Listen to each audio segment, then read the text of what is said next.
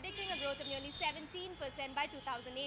It will also be worth nearly $1.2 billion. And with increasing private equity investments coming into the sector, edutech startups too have begun shifting focus to delivering skill-based training. What avenues are they using? Interactive online sessions or live sessions. Take a look at how it's changing the landscape of professional education. Akash Majhi and Rajiv Biswas are two typical professionals working in major companies in India. Akash is 40 and a product manager at a telecommunications firm in Bangalore. Rajiv Biswas, on the other hand, is an engineering graduate and a working professional. While both are well placed in their respective careers, they have left the path and done the unthinkable. Both of them have decided to become students once again.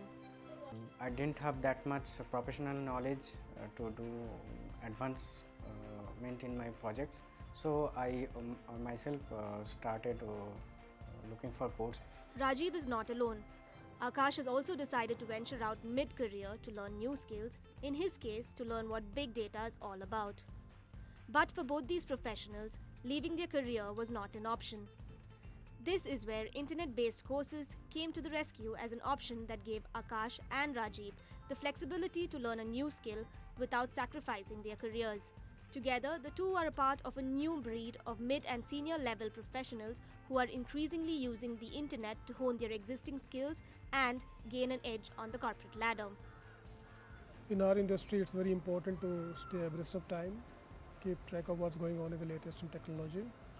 And big data being one of the upcoming things, everybody is kind of like trying to at least explore and what it means to them. So I thought it would be a good idea to explore big data. While courses online are aplenty, ranging from massive open online courses or MOOCs to free theoretical material and videos online, there are very few that taught professional courses live. And that was something that both Akash and Rajiv were keen on. So what were the options available to them? The obvious choice was interactive online education or live sessions. Specialized courses that allowed students to familiarize themselves with every single nuance of a subject. Lots of other online classrooms are there, but mostly they talked about the theory parts, more about and not related to real world examples also. And here that's the advantage that I can ask the questions real time whenever some class is happening, right? I can raise the questions, and there are other participants also who are really experienced, like 10 years, 5 years experience. They are giving their feedback also. So what exactly would attending a typical online interactive course or live session entail? 4 to 6 weeks of your time with class flexibility as compared to a 1-year degree course. While it would cost you anywhere between 1 to 4 lakh rupees at a college, online interactive courses give you the same at quarter to half the costs. But costs are not the only reason to take into account. Let's take a look at where the differences begin and end for the two courses. While massive open online courses are recorded and broadcast and free to view for students around the globe, interactive courses are just the opposite. It is broadcast live, enables student-teacher interactions, and, to top it all off, have help desks that assist students with their queries post-session. MOOCs have a model where the courses are self-paced, right? So you have videos available where, these are obviously high-quality videos. There are discussion forums where in MOOCs where you can ask your questions, but there's no guaranteed response. Typically, people get stuck at the first step itself. Say they're doing a project and they want to set up their system, right? That's where they get stuck most of the times. In our case, the live support team helps them get past that stage. So that's where the model difference. The engagement is much more higher. The key difference between a MOOC and an interactive session are the completion rates. While 4 to 6% of students enrolled in a MOOC finish their course, experts say that the number is higher for an interactive session, anywhere between 70 to 80%. They draw a line of comparison between the amount paid for a course and the completion rate. They say that the higher the fee paid by the student, the more likely he is to complete the course. It is a human tendency, right? If you're paying for something, you value that more. So that's one factor.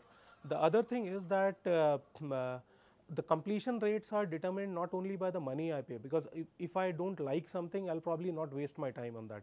So completion rates are determined or driven by the fact that how much I was engaged in the course which I took, So and how much I could learn. So and there will be different milestones during the course also, right? It's not just that you complete the whole thing. So intermediate milestones will determine. If I'm not able to reach milestone 1, I'll probably drop off at that point. Online education is also now changing the landscape of the traditional distance learning programs, being cost effective and bearing yearly maintenance charges for the institutes. So what really makes an online interactive course click? A lot has to do with the business models. Unlike broadcast videos and massive open online courses, online interactive sessions differ in every way from delivery to engagement and monetization. Live sessions bank on delivery from experienced professionals for skill upgradation, while massive open online courses are by and large dependent on college theoretical material for content and delivery. Live sessions also bet on user engagement at every level. So, are live sessions the next big thing when it comes to online education? Experts disagree and say that there's always room for improvement. They vouch for a model that takes the best of both worlds. What naturally happens if the MOOCs revolution and also the flipped class revolutions come into the world, accessibility as well as quality education is what they are trying to hit on. But personally, I really believe that when you talk about MOOCs and all these kind of concepts, there's definitely a lot more accessibility and quality over here, but the service layer is missing. What I would really feel would succeed is a MOOCs with a service layer added on top of it will be very disruptive. And finally, it all comes down to the monetization model, something which can make or break the company which provides the course. MOOCs have been struggling to cough up returns which investors want to see owing to the free courses that they provide. While they have come up with paid certification models to aid this, it has done little to improve their situation. On the other hand, experts say that interactive online education has an edge only because they have paid courses. This takes care of their monetization model. In Bangalore, Lakshmi Shivdas, NDTV. And finally, it all comes down to monetization, something that can make or break the company providing online education. Most massive open online courses have been struggling to cough up the returns that investors want to see. This is where live sessions trump their peers. But is this the end, and what is the future of online education? I have with me K. Shiv Prasad, the founder of Tutor Reels, a e-learning website that teaches offbeat courses. Shiv Prasad, what do you see as the future of online education in India? I guess, as you rightly put, a lot of us find it really difficult to monetize the content what we created or whatever we have to offer to our end users. Having said that, we feel the market is really huge, and I would say there are three driving engines for this industry. One, yes, we, the people who provide content, two, the users, and three, definitely the investors. Yes, online education is very nascent in India, unlike the West. So we definitely require a lot of encouragement and a lot of funding in terms of to promote our courses and ensure that it reaches the right people. If you look at and I would broadly classify this into two. One is people, folks who are into K-12 segment, academic education, and people like us who are into the off-beat courses, hobby, and something like where you can learn your passion or something like that. For us, yes, it is very difficult for us to reach out to the end users. There is a saturation limit where you can reach out to our friends and family and to the extended people through word of mouth. But having said that, it requires a phenomenal amount of money is to be pumped in to reach out to the right people. That is where I guess most of us struggle. Once that barrier is, someone help us to break that barrier, there is no looking back. So that is, I guess broadly that's what I would talk about. E-learning as such, to my knowledge. Okay, and what about the models of delivery? So we are seeing massive open online courses, we are seeing live sessions, and we are seeing the flipped classroom as well. So what would you say really works, and what is really the future? I don't know if I'm biased, but I would say that definitely, the more interactive you get, MOOC generally people complain, people take up courses but they never complete.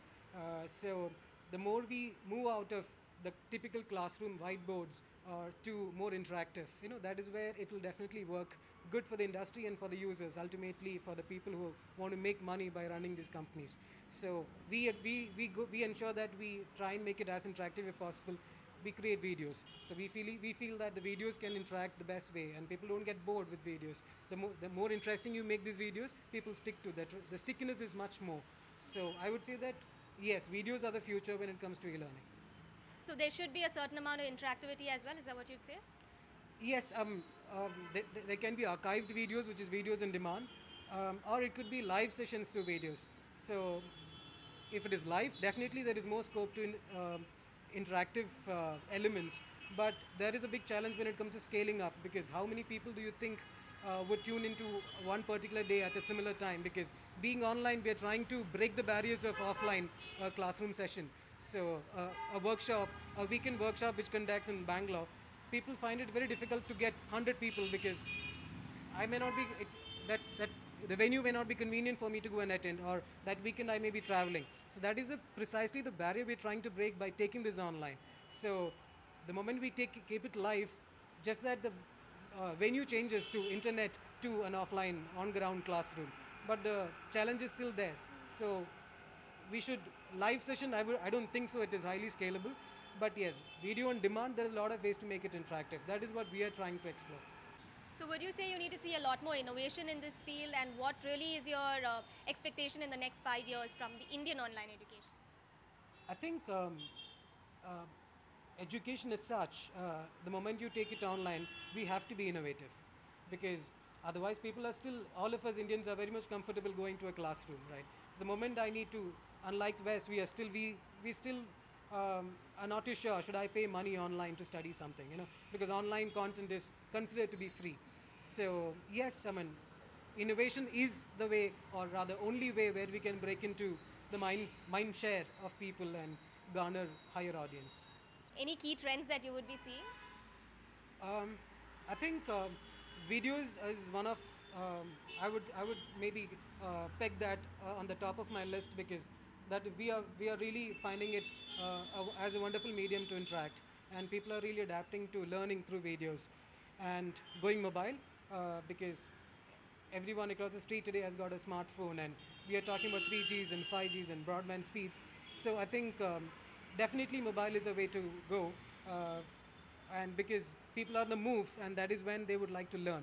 If I make you stand in a, you have to sit in front of your comp and learn, there is no difference. I'm telling you to attend a class, right? So when you want to learn is when you should learn, and what you want to learn. So mobile definitely is a way forward when it comes to reaching out and scaling up.